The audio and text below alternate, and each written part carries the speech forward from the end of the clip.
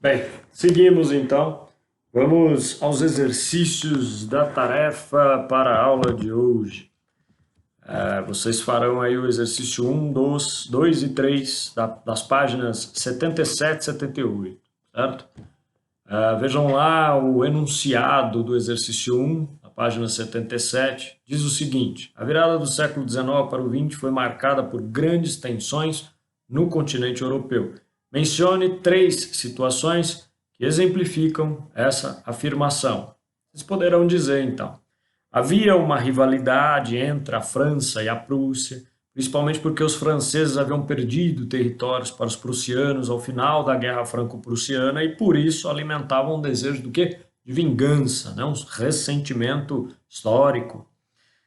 É, Mais uma situação que vocês podem mencionar, que havia tensões de caráter nacionalista, uma vez que muitos povos se encontravam dominados por impérios, né, reivindicavam, portanto, a sua independência, como povos como era o caso dos povos dominados, então, pelo Império Turco-Otomano, né?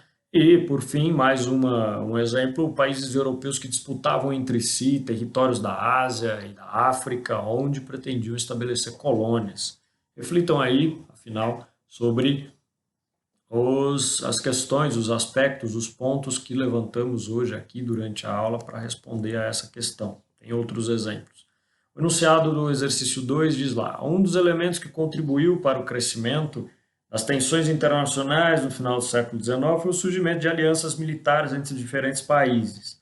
Explique quais foram as principais alianças que surgiram nesse período e aponte como elas contribuíram para o crescimento das tensões no período. Bem, as duas principais alianças criadas no século XIX foram, como já dissemos, a Tríplice Aliança, envolvendo Itália, Alemanha e o Império Austro-Húngaro, e a Tríplice Entente, né, formada então por Inglaterra, França e Império Russo.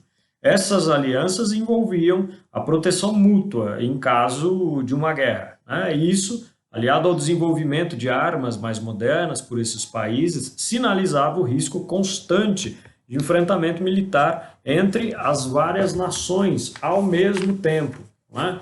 O terceiro exercício, vejam lá, o estopim para o início da Primeira Guerra Mundial foi o assassinato do arquiduque do Império Austro-Húngaro, Francisco Ferdinando, e o de sua esposa. Explique os acontecimentos que culminaram nesse assassinato.